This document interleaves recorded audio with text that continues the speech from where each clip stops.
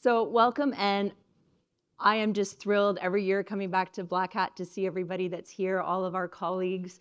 I want everybody to give each other a round of applause for everything you do every day. I think technology and cyber people are the unsung heroes, and we're going to dig into some intersections of AI, intersecting with technology and security, and then we're going to get into humanity. And today we're really talking about proof of personhood with humanity. So give yourself all a round of applause.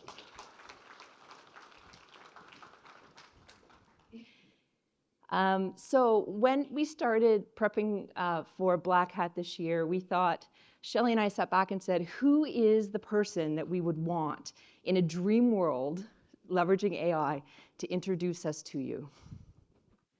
Agents of Black Hat, you've been summoned for a high-priority mission.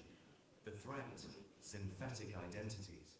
Not a plot from one of my films, but a real-world operation unfolding right now.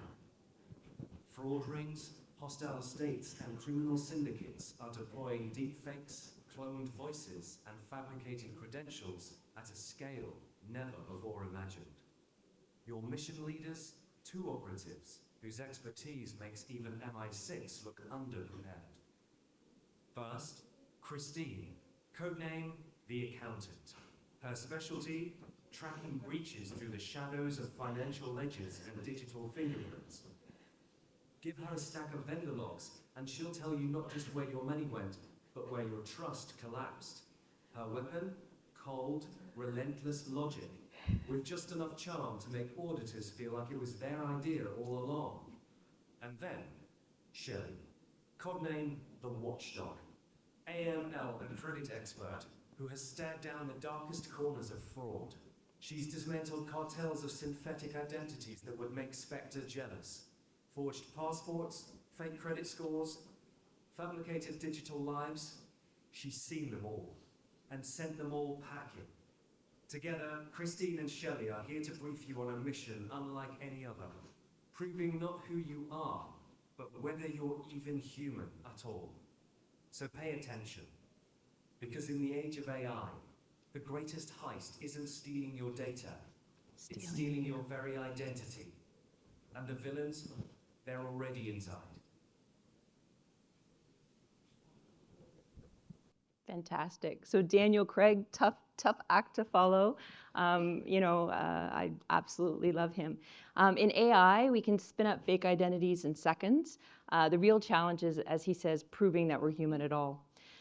So Shelley and I are going to walk through what we feel are the 5 top identity thefts of all time with some brilliant lessons. So the first one we're going to talk about is Bernie Madoff.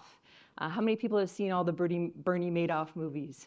Yeah, pretty interesting, eh, what he did. So he created people. He created investors that didn't exist, right? And he convinced us all that these investors were investing money in his company. He couldn't have done it without tech and cyber people. Do you know why? Because what he did is he had a separate raised floor, right, where he had a separate application that he would run to forge the reports. Okay, so the outcome in my mind from Bernie Madoff was a change. Where are our bankers in the room? Do we have any bankers? Do we have anybody in investment banking, RBC, CIBC, all of our banks? FINRA ops professional. So what the US SEC said, and they did, was you cannot be a senior person in technology who gives access, physical access, or signs off business requirements if you're not a FINRA ops professional. They want to know everything about you, okay? You have to go in, you have to get fingerprinted. You have to go through like everything that you would do like top secret. They go through and they do a full FBI check because they want to make sure that you really are who you say you are and that you would do the types of things through education that Bernie asked folks to do. Second one, Abigail. How many people have seen Catch Me If You Can, right? Oh, so cool. I couldn't believe, when you read the book or you watch the movie and you find out that at 16 years old, he pretended he was a French teacher, right? He took a substitute French teaching role and actually was teaching the kids that were the same age, right? Why did we believe him? He went on to become a pilot. He went on to become a doctor. He went on to become a lawyer.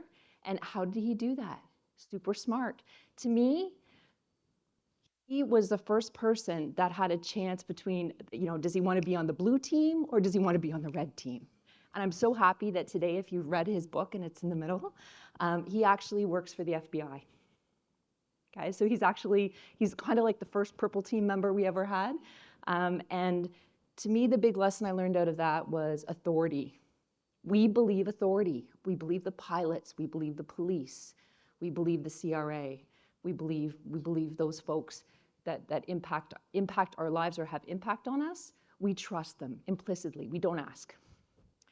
And the third one I'll go through, and then I'll hand it over to Shelley, is Equifax. Anybody remember 2017? Okay, so is there anybody in the room who does threat intel? Or put your hand up if you do threat intel, okay? Put your hand up if you do identity, classification, prioritization, or reporting of vulnerabilities. Should be some more, or fixing vulnerabilities. Okay, so all those people that had their hands up, you need to give them all a virtual hug, or send them flowers, or send them something, because 2017 was hell, okay? So where did it start off? It started off, it was a rough year. Okay, Mother's Day, we wanted to cry. Okay, right? Want to cry. That was the big thing, hit Mother's Day. Anybody who was out at Mother's Day brunch or trying to spend time with the family or had a mother that they needed to correspond with in tech and cyber, didn't happen, right? We were focused on that. And then we went through, we just finished Want to Cry, and then what happened? We started sambaing, right? Memorial Day and Victoria Day weekend was all samba. And we're like, oh gosh, please give us a break. And then what happened? Apache struts. Not all the regular Apache struts, but the critical exploitable Apache strut that we all know and love. So Equifax got breached with Apache struts. And in 2014, before Equifax, I was in a room of a bunch of senior executive, and I was talking about patching, and they laughed at me. Right? We all remember. Craig, you remember? Front row? Yeah, exactly. They all laughed at us, and they were like, okay, Christine, yeah, patching. Those same people in the fall of 2017 were calling us, and they were saying, can you put some things together for the board? Right? So patching became cool. Unfortunately, it was a really horrible thing that happened that made patching cool. But the business finally got it. They finally understood that, oh my goodness, we have to care and feed. We have to patch. We can't have systems that are end of vendor life for 20 years and expect them to run our business. And so the things that we did for the board, we did cost of a breach, right? Like we'd get in there and we'd be like, we spent $7.73 on a breach. Sorry, every vulnerability. So we didn't have a breach. And we do 1.6 million patches a year, and we were all, bless you, we were all super excited about all of that, right? And then, I don't know, I didn't put my glasses down, so I don't know if she's here, but Laura Payne came to me, and she said, Christine, you're putting all this stuff together, that's great. Did we have a breach? And I'm like, I don't think we had a breach. Like, we patched everything, like everything's fixed, right? So if we had a breach, then we would know, right? And like, did we have a breach? You can't really tell. The critical exploitable, it came out like 3 to 4 months earlier. Then the exploit kit hit the street, and then suddenly, right? It was on the front page news, and everybody was actioning it. So we couldn't really tell. I've never been able to answer her question from 2017. It's almost been a decade. Hopefully, I'll be able to answer it soon. Of how do we prove that we weren't breached? We have a lot of new technology, a lot of great things. There's CTEM now, there's a whole bunch of different tools that we have that we didn't have back then. But that resonated with me. And as a tech professional, we really have to be, and cyber professional, we really have to be thoughtful about where we architect our solutions and how we do what we do, whether it be all aspects of security, impact our customers and impact our customer data. So now I'll hand it over to Shelley, who's going to walk through the next two.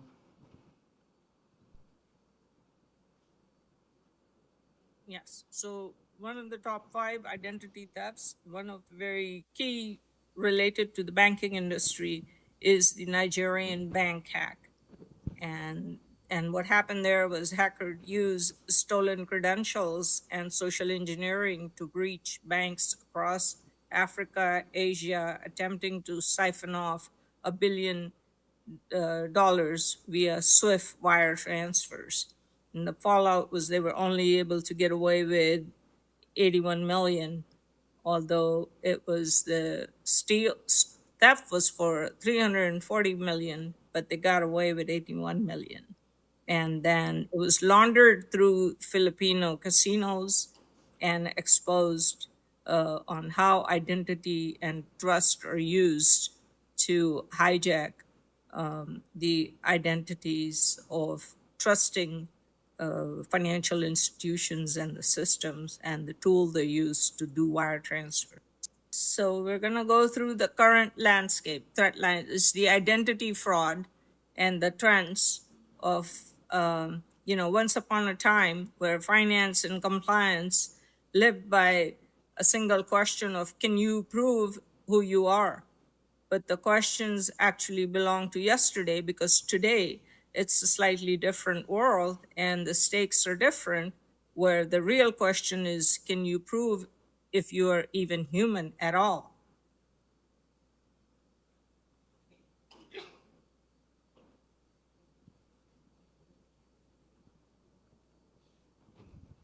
And so synthetic identity is documentation fraud spiked about 311% in North America in Q1 2024. There is a deepfake jumped by 1100%. In the healthcare industry, there's been recorded the e-commerce, healthcare, and edtech all have been accelerated in organization where post-pandemic, the threat landscape is on high across the industry, across different geolocations. Go to the next. First identity fraud. And the first, so how do we recognize a very first identity fraud? So if we've read some of the old books with the Red Riding Hood identifying a weird characteristic in grandma's presence and her identity. Well, the grandma, you have big eyes. So her eyes are not looking normal. She's used to seeing grandma with the different eyes, and now grandma has bigger eyes. And grandma responds, well, it's better to see you with, my dear. Then she goes off to identify grandma's big hands. So what big hands do you have, grandma? But the better to hug you with. Grandma, what big ears you have. And that also is different from the grandma's ears, what Little Red Riding Hood remembers from before. So then she comes back to, grandma, what big teeth you have. And you know what? Grandma was just eaten for dinner by the big bad wolf, and her identity was stolen. So when we started working together a few years ago, the story of Little Red Riding Hood resonates very much with Shelley, and only Shelley could make fairy tales connect to cybersecurity so seamlessly. But it's true, right? All of those lessons are the lessons that we do every day. So let me walk you through a few. So first one, facial recognition. Grandma, what big eyes you have. So right now, it was pretty easy to do that Daniel Craig video with a picture and some photos. It's pretty easy to pretend that you're somebody else or to make anybody say pretty much anything. But many of you remember this. This was Obama's picture 10 years ago, and this was like, it hit the scene. Do you know which one is fake? Is it, if you put your hand up for the left, anybody thinks the left's a fake? All right, and pop your hand up with the right. Okay, so it's actually the left that's the fake. Okay, so Shelley and I put together the 8 things that we go through every time we see a picture of somebody, just to check to make sure they really are who they say they are. It comes back to my audit background, right? So you look at the cheeks, you look at the forehead, the eyes, the eyebrows, glasses. It's really hard. I don't know if you guys have seen the one that came out with the Pope about 2 years ago, but everything looked perfect, but the glasses, and then he had a cross on, and one part of the lanyard or one part of his necklace was down, the other part of the necklace wasn't, right? So if you look, you can pretty much tell blinking, right? The one that really gets me is no two people's faces are the same. So when you overlay someone's face onto someone else's, I always look at the jawline, right? So is there anything in the jawline that can give me a hint? Yes. So yes, jawline. I love Shelley. Fantastic. Okay, so we're going to go through one more. Okay, so again, looking at these 8 things, right? You look at this, and this was, we all know this one, this was a deep fake. But when I look at this and I see Trump's face, it doesn't look right. Like, why would he be in that posture that he is? And then when you look around him, there's so many legs, right? Like, it doesn't look right. Like, you try to look like there's a guy's hand like this, and like, where does the leg this way, that way? Is he falling down? Like, there's visual cues that would say that this is not who they say they are. And I will hand it over to Shelley now to walk through what interesting papers you have.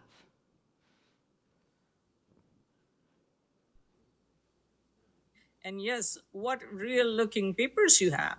So there are a lot of government-issued IDs that can be acquired under, black market for $100. And here is a Canadian identity card of the expirations. So some of the things that we can pick up on is the expiration date, where it expires 11 oct. Well, that's not a standard date format. Overlaying the different patterns. We also have image is tampered with. There's some changes, and then also the quality of the identification form and the holographic that is in the picture is missing. So there are missing components within that government issued ID that can be picked up quite easily and identify that that's not a real ID. And then you can, Christine, talk about the faraway footsteps you have. Thanks, Shelley. So yes, what faraway footsteps you have. So we all know that there's GPS, there's all those different technologies that can say where you are. And sometimes when you have a phone that says you're in Toronto and then an hour later you're in Singapore, we kind of know it's not really you. How many people have traveled from a work perspective and then from a geolocation perspective, especially with Microsoft now? They've gotten very smart with geolocation, where they'll say if you're outside of Canada, then you can't work. So we're going to actually geo-block you. So geolocation is a good way. So if you have a face and you have real-looking papers and you have footsteps that are close, chances are you could possibly be who we think you might be. So we're going to hand it over to Shelley, who's going to talk about what strange hands you have, talking about biometrics. Yes, businesses do have certain footprint that they would operate in. So by limiting that business to that specific footprint is important, but also there are other behaviors or actions that we could pick up on is what strange hands you have. Your typing rhythm, you're pushing certain buttons on the keyboard that are not included in the name or the signature are being pushed at, or the mouse hesitation, the way you swipe your phone or slide your phone, your walking pace. So there are multi-layer, multi-factor things that we can use to authenticate an identity. So wolf and non-people can mimic certain things, but certain nuances are just specific to individuals. So user actions and behaviors, what strange hands you have.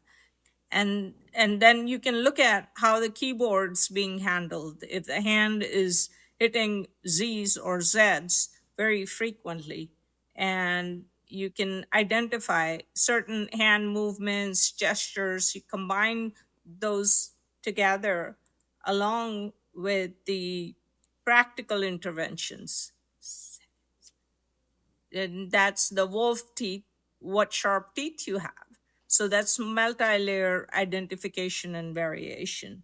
So practical interventions and organizations and developers and policymakers move to a multi-layer verification process where they combine facial, behavior, voice, device, and environmental signals and multi-factor authentication to validate an identity. Fantastic. So this is just a picture of what Shelley described, right? So I like to call this test what sharp teeth you have. How many people here remember Sesame Street? Okay. Which one of these things is not like the other? That's what I like to do when I see this one. So facial recognition, your papers, how you move, what you're doing, where you're located, and pulling all of that together then gives you comfort that that really is a person that you think you're dealing with. Now, we're gonna talk about more aspects of that later on, but as we just close, we've now taken it, we've called it the LRRH framework, but these are 5 things that you can do from an identity perspective. What facial recognition, what big eyes you have, government issued ID, what real looking papers you have, geolocation, think about your footsteps, what are your actions and behaviors, where are you actually located, what are you doing, how do you hold your phone, and then when you pull it all together, which one of these things is not like the other, do I know you're a person? Which is all great and fine, but what more can we do? Sorry. Your airline lost the personal information of 6 million customers. Yeah. And you shanked it too. I know. I'm sorry. Your telecommunications business lost 10 million customers' personal information. I said I'm sorry. And you lost 10 million customers' personal information, and you're a health insurer. So that's not great. Ours was ages ago. Saying, yeah, but that's the thing about losing customers' data. It stays a problem for a long time. I mean, you apologise and we move on, and then we get scammed by somebody way later. Would it help if we said we understand this is stressful and we commit to strengthening our systems? No. Then I'm out of ideas. So to recap, we can't be anonymous customers at any of your services, and you've shown that you can't keep our personal information safe from criminals. Should we apologise again? What's he doing? I'm going to get scammed for sure. You'll be right. Hey, when's lunch? Oh, God. So I love Chris. He's an Australian YouTuber. My favorite video that he does is a pet rock. He actually does the business case for pet rocks from the 70s. So he's near and dear to my heart, although I've never met him. And I think he's a person. Okay, so this is where we come in, right? This is what you guys do every day. This is what we do every day, right? And we all talk about identity, and we have different ways of doing things, and we cleaned up this major control deficiency, and we cleaned 2.4 million IDs that no longer worked at the organization. We're all like, yes, this is the future. Okay, so this is what I believe in my heart and my soul we need to do from a proof of personhood perspective in this industry. So all of these models are models that we're all very familiar with, right? On the left-hand side, we've got centralized identity. So this is where one authority holds everything. So easy to manage, but a single breach can expose millions of people. So think Equifax, think CRA, think groups like that, right? That hold a lot of data. We move over to user-oriented, which is the next one over. And this is a world where we live today. We're juggling dozens of logins and passwords. Hopefully you all have a password manager. Yes. And if you don't, you've encrypted your book or put your book at the bottom of the Kleenex box. You put it somewhere where only you know it is. And I know that's something we all struggle with, right? Like how do we work through all of these passwords? It's fragmented, it's frustrating, and it's still risky. Then we've got federated identity, so the gray space, right? I love federated identity. So these are like the big players like Google, Microsoft, and they vouch for you everywhere, right? So when I go use Canva, Canva doesn't need to know where I live. They don't need to know my credit card information. They just need to know that I'm with Apple, and then I can say I am somebody who uses their service. So if they fail, your entire digital identity is not exposed. Love it. Future, on the right, self-sovereign identity. It's where you, me, we all hold our own keys. It's been a thought since 2015. And when I think of Chris's video, and he says, what does he say? To do business with all of you, I need to share my identity. And yes, in some cases that's the case, but in many cases we don't need to, when I work with Canva, I don't need to give them my address, right? I don't need to give them my credit card number. So we as leaders can work with our companies to architect different solutions, right? So that's my call to action for everybody that's here today. There are two, it's really the same book, but you'll see it in two.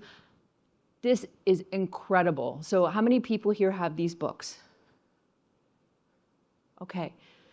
E-read, get them. They're absolutely fantastic. So I like page 59. Page 59 goes through all of the benefits of self-sovereign identity, and then it goes through all the various different architects and architect types on different layers of the OSI model and how it all fits together. Very interesting read. When the web was created back in the early 90s, we didn't think about identity, right? So now we have to think about identity in the context of the business that we perform. Both great books, good reads. I think they're, as I said, I think they're the same book, different editions. I picked the one on the left with which looks like maybe like a queen or somebody. That's the one I picked. But then there's also the one with the clown. I don't know if it's queen or clown, but it's definitely something that we as leaders need to look through. So I'll hand it over to Shelley, who's going to talk about deepfake and AI detectors. What more we have today? We have plethora of information sources coming at us from several different angles. Now there is AI, there's deepfake detectors, Hive AI deepfake detection, Intel's fake catchers, sensitivity, and reality defenders. So now interventions or different organizations can put in place is developers and policymakers and use AI for defense, like deploy models that can detect synthetic controls, clone voices, and bot-driven behavior. Facial recognitions or facial inconsistencies, biometric patterns. We also have digital fingerprints. Now you can open a car door using your fingerprints. Behavioral analysis, you analyze the pattern between AI generated content, or you could tell which content was used using ChatGPT versus human touch. So there are several different tools available at our fingertips to identify. So the more the technology is evolving, the deep fake and identity thieves are becoming even more and more sophisticated, along with the policymakers, developers, and organizations. So I will move this to our next, Christine, to go ahead and talk about what more can we do today. Fantastic, thanks, Shelley. So what we are going to talk about today is how we embed UI and how we make it seamless, right? So I've highlighted, there's many companies to highlight in this space, but I've strategically chosen 3 Canadian companies who are leading the way from an innovation perspective, which I think that we should all keep our eyes on and think about how we could potentially integrate what they have to offer to all of our various companies into the world. So I'll start with Faith on the left-hand side. So it's run by a husband, wife, and also business partners as well. Vivian and Jonathan, they're out of Montreal. And they provide continuous authentication of a person. So it's actually compliant, and I don't have my phone up here, but if I did, I would show you how it works. So Biden's OMB guidance from 2 or 3 years ago talked about the concept of continuous authentication in the zero trust framework. So what they do is they actually, it's everything Shelley was talking about, how you hold your phone. So the use case that they have, that they've been working on through the world, they've done a few, but the one that really excites me is, say, within a family, or say somebody steals your phone and you're a high net worth individual, and somebody, all they need to do is take the phone, maybe you're sleeping, right? Not that my kids would have ever done this, right? And scanned your face, and then maybe gone and tried to do a financial transaction. So this technology, because they know it's not the person because of how they're holding the phone. Kids type very different. Every single person kids type differently than me. Every person types differently. They hold their phone differently. Some do this, some do this. Everybody's different. So they can set a flag and say, I know someone wants to move $1 million, but I don't think that it's really who they say they are, because their geolocation, because how they're holding the phone, because what they're doing, and it's a high-risk transaction. Why don't you give them a call and make sure it's really them before we put through the $1 million wire? Okay, great use case. And as I say, Vivian and Jonathan out of Montreal. SLC, I'll do SLC next. SLC down in the bottom. Serial entrepreneur Travis McGregor. He's out of, born on the West Coast, California, but he's absolutely phenomenal. So what he's done is his knowledge of telco, he's put an eSIM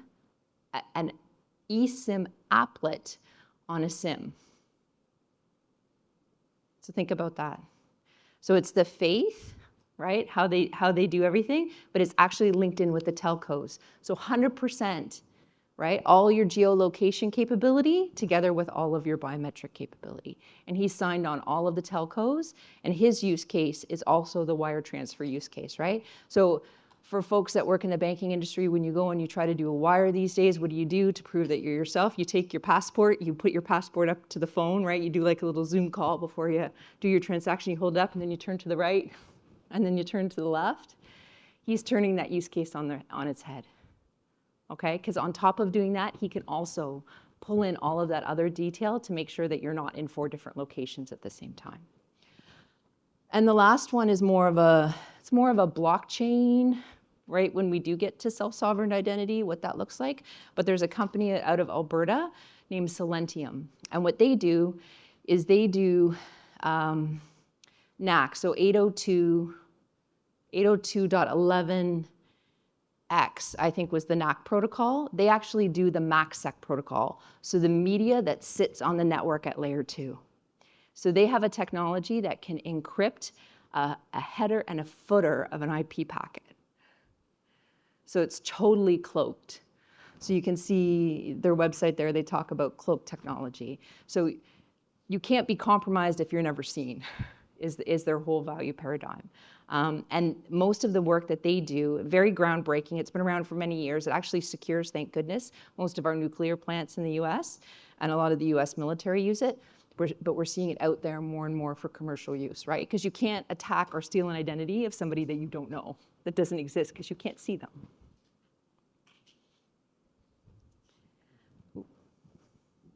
And then we'll go over to Shelley, just to do a quick wrap up and what she sees with the future. We are now looking at personhood-as-a-service, systems that continuously verify life and controls, not just static identity. And Christine, you know, as you spoke of, that zero knowledge in identity. So, you know, and then we need to also have ethical guardrails. Given all the digitization, we need to put in place some governance and over identity tech to prevent misuse, the biometrics, surveillance, and social scoring. And accordingly, regulators have come out with several different thoughts and frameworks that, in addition to our little Red Riding Hood framework. So next, we will cut over to the quick Q&A session. Fantastic. I'm just going to add a little bit to Shelley. and her points, which I think the 4 points are very meaningful. So the questions I have for us are, what if identity wasn't static, but continuously proven? And that's your personhood as a service. What if you could prove who you are without showing any cards at all? So that's your zero identity proof. What if defense AI on your device brought back faster than the AI, fought back faster than the AI attacker? So that's AI augmented defenses, not only like the one Shelley talked about that were inside, but bringing that out to the perimeter. And we see that more and more in the industry. And of course, who writes policy, right? So policy is always at the cornerstone, whether it be ethics, it always says the why and the what. Absolutely very important. So the wolf isn't inside the door anymore. Sometimes it's wearing our face. Sometimes it's speaking our voice. Sometimes it's walking in our shoes. The question isn't how we keep the wolf out, but it's how we prove we're human at all in the first place. So we've shared our views, and now it's your turn. What does proof of personhood mean to you? So I'll leave you with that question for Q&A. It was absolutely such a delight to come today and be with you all here at Black Hat, and I enjoy it all the time. Please connect. So Shelley and I have also, here's our, one more, sorry. Here's our contact information. If you want to reach out, keep the conversation going. We need this, the world needs this, right? We need to think about doing things differently. And I appreciate all of you. Thank you so much.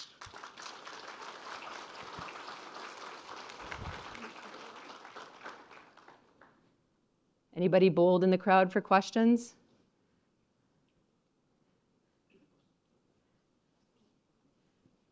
Go ahead, Tricia.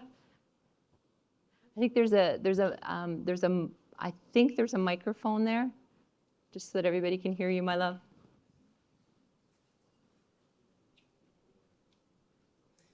Thank you, Christine, for that presentation, especially with what's going on right now. There was I think the husband and wife team, one of the Faith. Yeah, the continuous authentication. Faith. Yep. How do they solve the problem for the call? Because okay, we know by the way the person is holding the phone, whatever, it's not them, so they call. What about if somebody else have already faked the voice? Like, is there a solution in that to deal with when the call comes in that is not deep fake as well? So that's a very good question. So a lot of times, especially with the high wealth client use case, so if you have somebody who you don't think it's really them, the way they're holding the phone, what they're doing, you've called them, you think it might be the real, and you're still concerned, then you would have them either go into the local branch, or if they're a high valued worth, you probably go meet them wherever they are. Maybe they're in their yacht in Monaco, and maybe you and I can go there next time if we ever get called to go and do that. And maybe see a Formula One race. That's another one of my dreams. But yeah, so if you're concerned, then that's your time to do those double and triple checks. And it's not just one thing. I agree with you. Calling may not necessarily work, right? So a lot of times there's a code word as well with high wealth clients, right? Much like with grandparent scams, we teach our seniors to always have a code word with their grandchildren. So there'd be a code word that only that person should know, right? That would be set up with the family office as well. Thank you. You're welcome, my friend. Good question. Just a quick question. Recognizing this is kind of an arms race, right? Like, Yeah. As all this information gets put forward, we start going, okay, we can tell by how you write, what you write, we can track identities. Yeah. That means now that as you're trying to do proof of personhood, how do we know that the companies aren't also using that to track us and to identify us? I recognize that, sure, there's policy out there, but has anyone started also taking a look at the use case of how can we decentralize that from companies having that information, or at least keeping track on them? Have you heard anything along those lines as well? And I think you hit it, right? It's the like if I were to draw a Venn diagram, it's convenience, it's control, and it's trust, right? And all of those three together. I urge you to look into self-sovereign identity. So in self-sovereign identity, to be able to do what Chris talked about in the video of I can purchase an airline ticket, I can do my banking, it's with you holding your identity. It's not solved yet. I'm all the power and love and light to make sure that that actually happens, right? That we own our identity as people, and the identity doesn't become we are part of Apple, or we are part of one of the big tech companies, or we are part of a government, right? We are people, and we need to keep that. That was page 53 you said on the... Page 53 has the business case, exactly. But it's quite a thick book, and for those of you who've ever been on a Zoom call with me, I probably pull it out 2 or 3 times. And I'd be like, you got to look at page 104. But it is a good read, and it's a good read for a techie, and it's a good read for a business person. It's got a phenomenal balance there between the two.